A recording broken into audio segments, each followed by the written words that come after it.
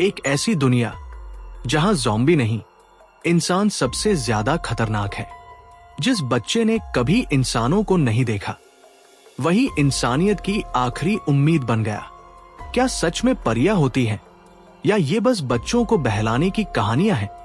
ये कहानी है एक बेटे की जो अपने पिता से डरता था और सच्चाई जानकर टूट गया।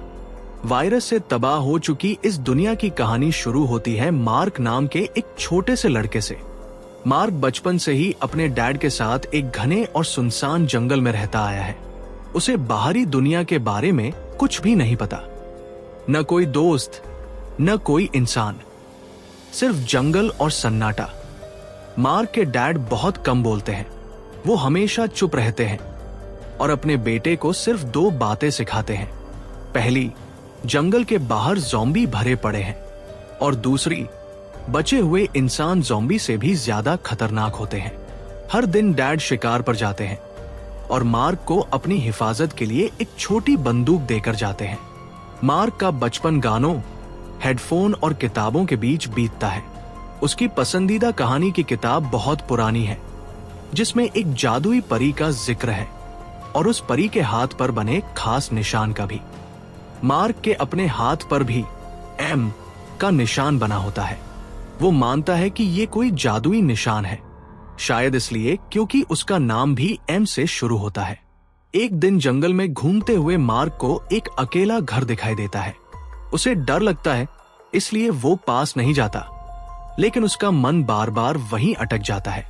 अगली सुबह पानी भरने के बहाने वो फिर उस घर के पास जाता है। हिम्मत करके अंदर घुसता है और देखकर हैरान रह जाता है।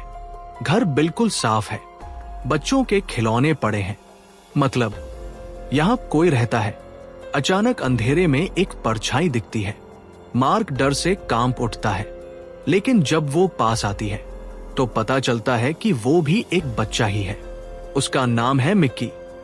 मिक्की प्यार से अपना खिलौना मार्क की तरफ बढ़ाता है। मार्क भी दोस्ती के इशारे में उसे अपने हेडफोन दे देता है। जैसे ही मिक्की संगीत सुनता है, उसके चेहरे पर मुस्कान फैल जाती है।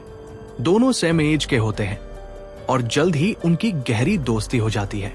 जाने से पहले मिक्की अपना सबसे पसंदीदा खिलौना मार्क को दे देता है। घर लौटते वक्त मार्क को महसूस होता है कि कोई उसे देख रहा है। अचानक बंदूक लिए एक औरत उसके सामने आती है, लेकिन जैसे ही वो मार्क के हाथ में खिलौना देखती है, उसका रवैया बदल जाता है। वो प्यार से उसे फल देती है और जल्दी घर जाने को कहती है। मार्क समझ जाता है ये मिक्की की माँ है। वो देखता है कि मिक्की की माँ अपने बेटे को गले लगाती है। ये दृश्य मार्क के दिल में कुछ तोड़ देता है, क्योंकि उसकी अपनी माँ कभी उसके साथ नहीं थी। घर आकर मार्क खिलौना छुपा देता है। पानी लाना भूलने पर डैड उसे डांटते हैं। मार्क उन्हें गले लगाना चाहता है, लेकिन डैड उसे दूर कर देते हैं। उसके बाद मार्क कई बार निक्की की माँ से मिलता है। उसकी ममता भरी बातें उसे अपनी माँ की याद दिलाती है। एक दिन रात के खाने के टाइम वो आखिरकार हिम्मत करके अपनी माँ के बारे में पूछ लेता है, लेकिन उसके डैड बस चुप रहते हैं। मार्क आगे पूछने की हिम्मत ही नहीं करता। वो छुपकर खिड़की के पीछे से देखता है कि उसके डैड बाहर छुपकर एक वीडियो देख रहे हैं। अगली सुबह उसके डैड हमेशा की तरह शिकार के लिए निकलते हैं, लेकिन अचानक गोलियों की आवाजें आती हैं। मार्क छुप जाता है और देखता है उसके डैड मिक्की की माँ को गोली मार देते हैं। मार्क टूट जाता है। वो घर लौटकर सोने का नाटक करता है। रात को जब डैड सो जाते हैं, मार्क उन्हें हथकड़ी से बांध देता है। डैड गहरी नींद में सो रहे होते हैं। मार्क चुपके से उनका पुराना वीडियो कैमरा उठा लेता है। कैमरे में सबसे पहले जो फुटेज चलता है, उसमें मार्क का परिवार हंसता और खेलता हुआ दिखाई देता है। उसके माँ पापा खुश है, और तभी मार्क को पता चलता है कि उसकी एक बड़ी बहन भी थी, जो उसके पैदा होने से पहले ही इस दुनिया में थी। अगली वीडियो क्लिप में माहौल बिल्कुल बदल जाता है। अब उसकी माँ डरी हुई, घबराई हुई और परेशान दिखाई देती है। वो कैमरे के सामने रोते हुए कहती है, मेरे बेटे, अगर तुम ये देख रहे हो तो याद रखना, मैं तुमसे बहुत प्यार करती हूं। उसकी आवाज में डर साफ महसूस होता है। जैसे वो किसी खतरे को पहले से जानती हो। तभी अचानक पीछे से मार्क के डैड की गुस्से भरी आवाज सुनाई देती है। वो कुछ कहने लगते हैं, लेकिन उससे पहले ही वीडियो अचानक बंद हो जाता है। यहीं से मार्क के दिमाग में सवाल उठने लगते हैं। उसे ये शक नहीं होता कि डैड ने मां को मारा है, बल्कि उसे ये एहसास होता है कि उसकी मां किसी बड़ी मुसीबत में थी और डैड उससे कुछ छुपा रहे हैं।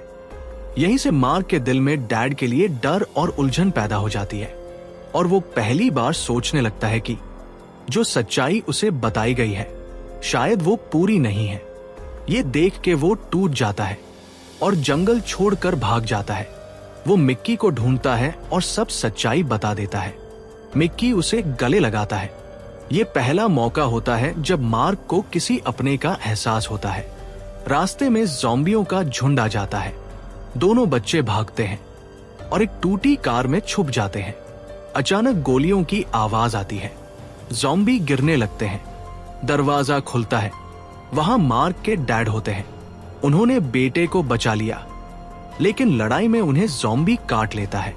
डैड सच्चाई बताते हैं। मिक्की की मां को ज़ॉम्बी ने काट लिया था, इसलिए उन्होंने गोली मारी थी। और मार्क की मां कोई आम इंसान नहीं थी। डैड बताते हैं कि निशान वाले लोग ज़ॉम्बी वायरस से प्रभावित नहीं होते। डैड आखिरी बार मार्क को गले लगाते हैं और उसे भागने को कहते हैं। पीछे से गोली चलती है। मार्क समझ जाता है उसके डैड अब नहीं रहे। आगे चलकर गैंगस्टर्स, सैनिक और इंसानी क्रूरता सामने आती है। मिक्की अपनी जान देकर मार्क को बचा लेता है। अब मार्क समझ जाता है इंसान सच में ज़ॉम्बी से ज्यादा खतरनाक है। वो अपनी परी वाली किताब फाड़ देता है। मार्क एक वीरान शहर पहुंचता है। वहां उसे लगता है कि उसने अपनी मां को देख लिया है, लेकिन वो एक ज़ॉम्बी निकलती है। मार्क टूट जाता है। तभी एक ब्रॉडकास्ट सुनाई देता है। सरकारी सैनिक आते हैं। एक महिला सोल्जर मार्क के हाथ पर एम का निशान देखती है। वो समझ जाती है। मार्क सुरक्षित जगह ले जाया जाता है। उम्मीद कभी परियों से नहीं, इंसानियत से आती है। हर खामोश इंसान बुरा नहीं होता और हर जिंदा इंसान अच्छा भी नहीं। यहीं पर इस फिल्म की कहानी खत्म होती है।